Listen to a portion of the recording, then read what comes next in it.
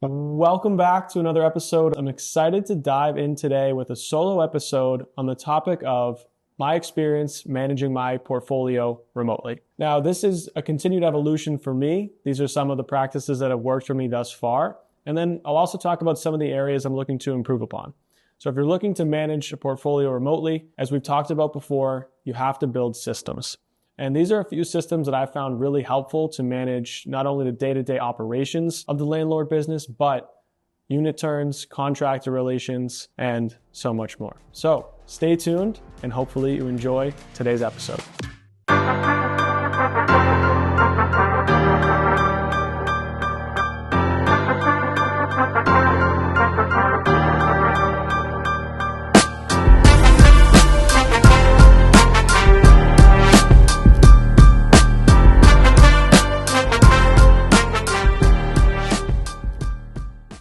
So I was kind of thrown into the fire when it came to managing my portfolio remotely. I grew up in central Massachusetts, and then I decided one day I wanted to move to East Providence in Rhode Island and buy a three-family. So I live in a three-family in Rhode Island, and my properties now all of a sudden became about 45 minutes to an hour away from where I lived. So I had to quickly learn, how can I manage these properties efficiently without having to be on site every day? Especially at this time, the properties that I'd taken on were going through quite a bit of renovation. So I was renovating many different units. I was repairing, replacing electrical, plumbing, 3-story decks, roofs. I mean, you name it, I was pretty much doing it to these properties. In the middle of all that, I left. So I had to figure out how I can keep these operations going without being there every day. For me to drive 45 minutes to check out a water leak under my tenant's sink, it didn't really make practical sense anymore. So these are some of the systems that I've put in place to be able to somewhat remove myself from having to be on site. Now, obviously, there's always reasons you need to go to the property. You'll never really get away from that until you hire a team that can go for you. That's ultimately the next phase that I'm looking into. But getting up to this point, I didn't want to spend the money, just like every other landlord. I didn't want to hire someone. I didn't really have enough work to bring someone on full-time as a full-time handyman or full-time contractor or something like that. So I had to figure out, how can I still keep eyes on the property, be responsive to my tenants and take care of them while not committing too much time within travel and going to the property to manage those day-to-day operations. So for me, one of the things that I wanted to focus on was, how do I deal with the maintenance requests? Now, up until this point, I still don't have a maintenance request system. I'm looking into some different platforms, Buildium, TurboTenant, RentReady. Some of these other platforms do provide places where your tenant can go and submit a maintenance request. So they'll submit, my sink's leaking. Here's a picture of my sink. Here's how long the leak's been going on. Here's what it looks like now. And obviously, you can make a judgment on how fast that needs to be repaired. And that sits within one portal and you get notified. And obviously, you can, from there, systematize, right? That's the goal of the business. Queue in your contractor with a maintenance request based on the type of report they're looking for. If it's plumbing related, your plumber gets notified, hey, got a maintenance request at 123 Main Street. It's for a sink in this unit. Here's the tenant's phone number to go schedule, show up, provide a quote, and take care of the work. That's the next phase of what I'm looking into, is using some of those already prepared softwares just to help with some of the systematization and streamlining the processes. But for now, I needed to figure out, how can I do that without making the jump yet? And for me, at this point, a lot of my tenants will text me their maintenance requests, which I know for those landlords who might be listening who have a bigger portfolio, they're like, you got to get away from that. And I know I do. But we have a pretty good system right now. So anytime my tenant has a maintenance request, they'll take a picture, a video, and send a detailed report of what's happening. That way I can, one, look at it, determine what vendor is going to be best suited to take care of this issue, and I can send that to my preferred vendors now that I've built out over time to get at least a ballpark on a quote and then an idea as far as when they can come out and take care of the request. Now, one practical challenge comes into play here that I found out pretty quickly. If you have someone going to your property to do work and they need access to the unit, well, if the units are all traditional locking keys, you need to have the keys on site. And inevitably, you're going to lose track of your keys. It's just, if you don't, I don't believe you. I think everyone loses track of their keys once they, get up to a certain number of units. So for me, that started with when I was doing my renovations, and any renovations I do now, really at acquisition now, whenever I acquire a property, I have my contractors replace all of the locks and all the doors with electronic locks. So that way I can set a code, one for the tenant, one for me, so my contractors can access any of the units without me being there. I don't have to keep track of keys. If you're not in a position to spend that kind of money, because those locks actually are very expensive, you can actually put a lockbox in the property, which I do have at one of them currently as a backup, with all the keys labeled out for each unit within a lockbox for the contractor to access. That's another way to circumvent this without spending, $150, $200 per lock. But you want to make sure that you have keys on site at the property. So maintenance request comes to me, they send a video, picture, a detailed report. I pick the contractor. Let's say I need to use my handyman just to look at a sink leak. I will get a quote from them just using the picture and the description. I will give them my tenant's contact information to coordinate a time, or if they can go in any time, I'll let them know that. Give them the code to access the unit. And then I require that any vendor I work with sends me a picture update once it's done. So I know the work's been complete. I can see the quality of the work. And then I typically want either a video or a phone call to explain to me what happened, what they did to fix it, and then obviously the amount of labor they put in to get that task done. So by doing that, it allows you to still stay involved in the process and make any decisions. So if it's a bigger project, let's say I need to send someone to fix a leak in the roof, that could lead to a bigger project. They could start opening things up and realize you need to do way more than you started. Anytime there's a decision that needs to be made, I don't want them to hold up the process or make an executive decision on my behalf. So they call me. So I'll get a phone call or a video from them saying, hey, here's what we're running into. Here's our 2 or 3 options. This is the least expensive, but probably least durable. Here's the most expensive, most durable. And here's in the middle, which option do you want to go with? That way I'm still involved in the process. I can see what goes into the work that they're doing and allow me to make a quick decision, but keep them rolling without me having to go on the property and check out the actual project. So video, phone calls have been super helpful for me. At the end of all my ongoing projects, my contractors will send me a video of what they did during that day and what's going to be done tomorrow. So that way, again, I might not have to go to the property every day to make sure, did the plaster guy come to do the ceilings, or did my plumber come to do his plumbing work? I make them send me those video updates so I can keep track of it without having to go there every single day. So it's starting with getting that upfront communication from your tenants so you can get a detailed report of what's going on to then relay to your contractor or vendor of choice for them to then reciprocate the same level of communication your tenant gave you in terms of video updates and a detailed report of the work that they did. But obviously that can't happen if they can't get into the property. So making sure they have easy ways to get into the property is super important. But that leads me to my second piece that I learned. If you are trusting, like I tend to be, it's very difficult to know how long a contractor or vendor was at the property if you're not there. So I quickly realized I need to get some system in place so I can monitor when people are coming and going from the property in terms of the vendors that I send, how long they're there, so I know, how long they were working for, and I can keep a track of the time that they say they worked there.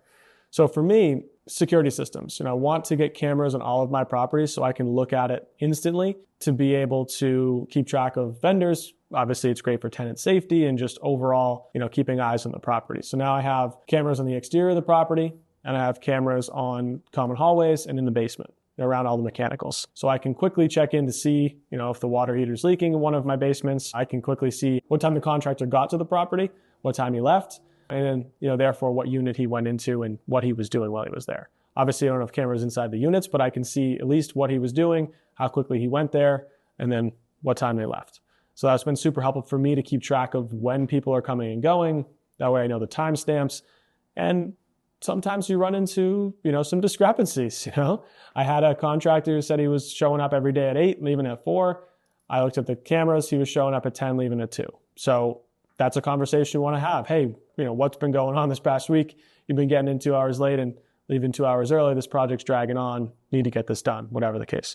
So those have been really important. Getting an automatic lock system in place, getting solid vendor partners who understand your position and give you the communication that you need. And then on the back end, making sure you have a way to keep track of them, their time, and the work that they're doing at your property. One thing I'm looking into now, which I'm hopefully be installing by the time this podcast comes out, is water leak sensors in the basement. So you can actually buy sensors that you put around all the mechanicals that trigger when water, comes into contact with them. So let's say you put them around your water heater, you could put one around, your boiler, whatever the case. That way, if something starts leaking, you get notified right away and you can send someone to deal with the problem before it becomes bigger than what it should have been if you just dealt with it early. Now that's, on the contractor side. And especially when you have multiple projects going on, it's super important to keep that open line of communication and get those videos, get those pictures, get your camera set up so you know what's going on at your properties when you're not there if you can't be there.